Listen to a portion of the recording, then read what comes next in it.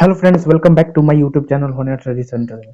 Friends, आज हम लोग एनसीईआरटी केमिस्ट्री के सेकंड पार्ट को इस वीडियो में कवर करने वाले हैं। तो चलिए शुरू करते हैं आज का वीडियो। संगलन क्या है? तो संगलन संगलन क्या हो जाएगा?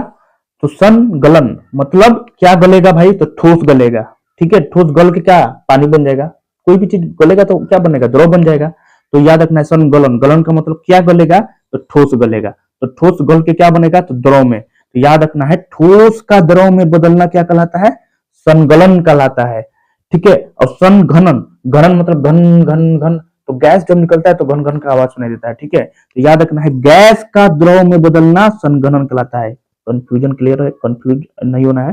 संगलन, गलन मतलब ठोस, ठोस का द्रव में बदलना संगलन। और संघनन, घनन मतलब घन घन घन घन का आवाज सुनाई देता है। गैस गैस देखिएगा तो घन घन का आवाज सुनाई देगा। तो गैस का द्रव में बदलना क्या कहलाएगा? संघनन कहलाएगा। ठीक है, नेक्स्ट देखिए। नेक्स्ट उधर्वपातन। ठीक, उध्रुवपातन। तो उध्रुवपातन क्या हो जाएगा कि ठोस का सीधे गैस में बदलना। मतलब द्रव नहीं बदल रहा है, ठोस द्रव में नहीं बदल रहा है। क्या हो रहा है? अगर ठोस द्रव में बदल जाएगा तो क्या कहलाएगा? संगलन कहलाएगा, संगलन। लेकिन ठोस का सीधे गैस में, मतलब द्रव नहीं बन रहा है, ठोस का सीधे गैस या वाष्प में बदलना और पुनः गैस का ठोस में बदलना उध्रुवपातन कहलाता है। ठीक है, ठोस का क्या बनना है? तो ठोस का आपका क्या हो जा रहा है कि गैस में बदल रहा है, फिर गैस क्या बन रहा है? ठोस में बदल रहा है। तो उसको उध्रुवपातन प्रक्रिया कहते हैं। ठीक है, जैसे अमोनिया क्लोराइड और कपूर। जैसे कपूर का एग्जांपल लीजिए ना। अमोनिया क्लोराइड तो आप जानते ही नहीं है क्या होता है। ठीक है, NH4Cl इसका रासायनिक सूत्र होता है, याद रखना है। उध्रुवपातन की प्रक्रिया, उध्रुवपातन मतलब के द्वारा इसको प्राप्त किया जाता है। ठीक है, या इसको गैस में बदला जाता है, ठोस से गैस में बदला जाता है, फिर गैस से ठोस में बदला जाता है ये अमोनिया क्लोराइड को। ठीक है, NH4Cl। कपूर, कपूर को लीजिएगा, गर्म कीजिएगा तो डायरेक्ट इस चीज में कन्वर्ट हो जाएगा, तो गैस में कन्वर्ट होगा, द्रव होगा ही नहीं है। ठीक है, तो कपूर का आप प्रैक्टिकल कर सकते हैं। कपूर का प्रैक्टिकल कीजिएगा तो देखिएगा क्या होगा कि कपूर तो मिलेगा पहले ठोस, फिर इसको जब गर्म कीजिएगा तो क्या हो जाएगा? गैस में बदल जाएगा। ठीक है, गैस, फिर उसको ठंडा कर दीजिएगा तो वो फिर ठोस हो जाएगा। ठीक, तो कपूर अच्छा एग्जाम्पल है उध्रुवपातन का। ठीक, तो याद रखना है, अमोनिया क्लोराइड, कपूर, नेप्थलीन, एंथ्रासीन, बेंजोइक अम्ल, ये उध्रुवपातन प्रक्रिया दर्शाते हैं। ठीक है, अमोनिया क्लोराइड, कपूर, नेप्थलीन, एंथ्रासीन, बेंजोइक अम्ल।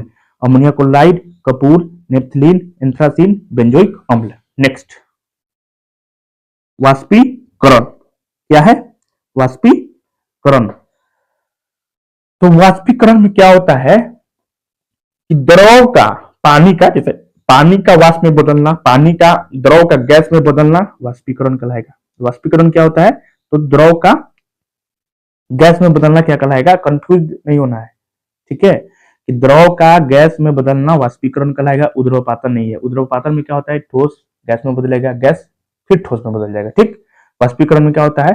द्रव का गैस में बदलना।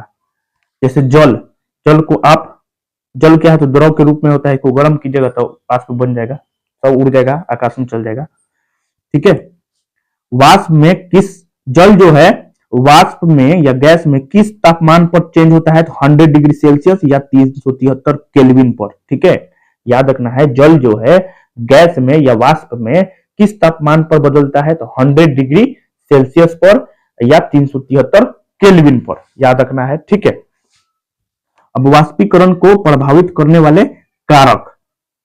ठीक है, वाष्पीकरण को प्रभावित करने वाले कारक। तो क्या हो जाएगा? वाष्पीकरण की दर बढ़ती है जब, वाष्पीकरण का दर बढ़ेगा जब सतह क्षेत्र बढ़ने पर वाष्पीकरण की दर बढ़ती है।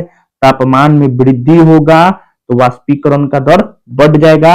आर्द्रता में कमी होगा, मतलब नमी, नमी में कमी होगा तो वाष्पीकरण की दर बढ़ जाएगा। अब वायु की गति में वृद्धि होगा तो वाष्पीकरण की दर बढ़ती है। ठीक है, समझ लीजिए वाष्पीकरण क्या होता है।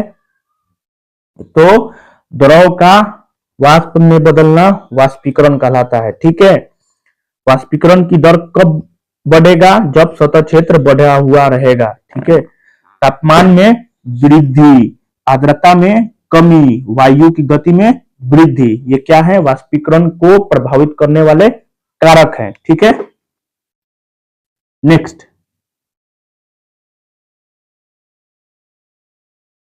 संकलन वाला हो गया, आगे बढ़िए। अब देखिए निक्षेपण, ठीक, क्या हो जाएगा, निक्षेपण। निक्षेपण किसको कहा जाता है, ये उद्रोपातन का जस्ट उल्टा प्रक्रिया। देख लीजिए, गैस का ठोस में बदलना। उद्रोपातन में क्या होता है कि ठोस गैस में पुनः, ठोस क्या हो रहा है गैस में, उद्रोपातन में क्या होता है कि ठोस गैस में बदलता है और पुनः क्या होता है, गैस जो है ठोस में बदलता है। तो वही जो उल्टा प्रक्रिया है निक्षेपण, गैस का ठोस में बदलना क्या कहलाता है, निक्षेपण कहलाता है, डिपोजिशन कहलाता है। ठीक है, गैस का ठोस में बदलना क्या कहलाता है, निक्षेपण। ठीक है,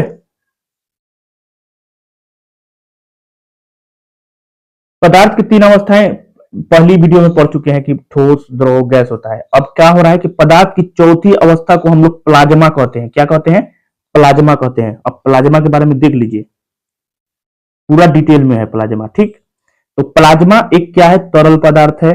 प्लाज्मा का कुल आवेश शून्य होता है। प्लाज्मा क्या है, एक तरल पदार्थ है। प्लाज्मा का कुल आवेश कितना होता है, शून्य होता है। ठीक है, उच्च तापमान पर, मतलब बहुत ज्यादा तापमान पर प्लाज्मा तैयार किया जाता है। कम तापमान पर नहीं, बहुत ज्यादा तापमान पर। ठीक है, इनके कण आयनीकृत गैस के रूप में होते हैं।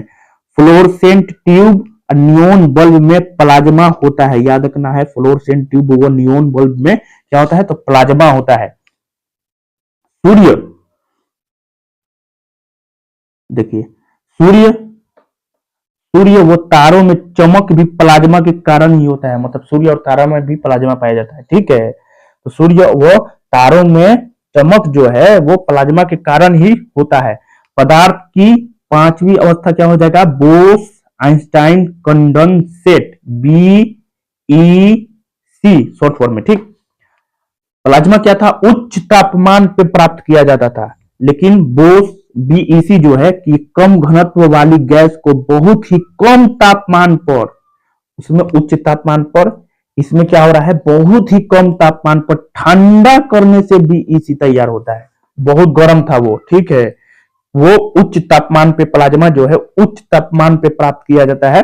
ये क्या है कि डेंसिटी इसका कम और तापमान भी कम, और ठंडा करने से भी इसी तैयार होता है। ठीक है, थोड़ा सा ठोस अवस्था के बारे में देख लीजिए कि ठोस अवस्था कि इसमें क्या होता है कि ठोस अवस्था में अंतराण्विक आकर्षण बल सबसे अधिक होता है। ठीक है, कण जो होता है एक जगह स्थिर होता है। पिछली ही कक्षाओं में हमने पढ़ाया था कि कण क्या होता है, स्थिर होता है, एक ही जगह रहता है, एक बल के द्वारा बांधा रहता है। सबसे ज्यादा अधिक बल इसी में पाया जाता है। तो बताए थे, इसी डिवीजन है, समझ लीजिए। कणों की ऊर्जा निम्न होती है, कणों की ऊर्जा निम्न होती है, बहुत कम संपीड्य होते हैं। ठीक है, क्या, तो अंतराण्विक आकर्षण बल सबसे अधिक होता है।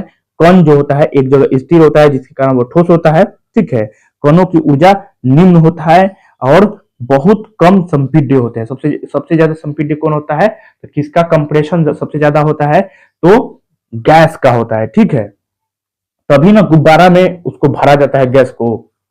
ठीक, ये सब याद रखना है।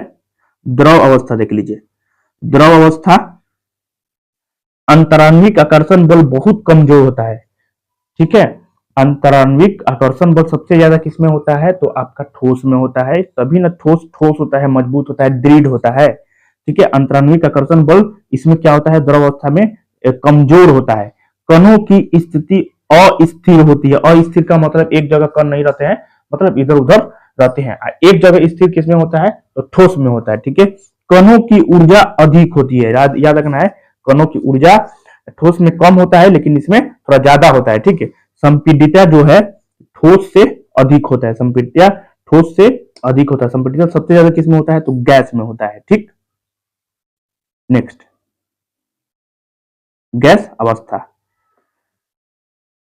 अंतराण्विक आकर्षण बल बहुत नगण्य, मतलब ना के बराबर इसमें नहीं होता। सबसे ज्यादा किसमें होता है अंतराण्विक आकर्षण बल, तो ठोस में होता है। उससे ज्यादा थोड़ा सा द्रव में होता है। ठीक है, और गैस में समझिए नगण्य होता है, मतलब नहीं होता है। घनत्व नहीं होता है। घनत्व सबसे ज्यादा किसमें होता है, डेंसिटी। तो हम बताए थे कि डेंसिटी उसी में होता है जिसका द्रव्यमान सबसे ज्यादा हो। तो डेंसिटी किसका हो जाएगा, तो ठोस का डेंसिटी ज्यादा हो जाएगा। ठीक है, कणों की स्थिति अस्थिर। ठीक है, और मतलब इसमें तो बहुत ज्यादा मतलब कण गतिशील होते हैं, ठीक है। गैस जो है, गैस का जो कण की स्थिति अस्थिर की है, यहाँ पे द्रव में भी अस्थिर, ठीक है, और गैस में भी अस्थिर, ठीक है, कणों की स्थिति अस्थिर। कणों की ऊर्जा जो है सबसे अधिक, क्यों सबसे अधिक होता है कणों की ऊर्जा? तो कणों की ऊर्जा इसलिए सबसे अधिक होता है क्योंकि कण जो है इनके बहुत तेजी में गति करते हैं, ठीक है, इसलिए कणों की ऊर्जा सबसे अधिक होती है, ठीक।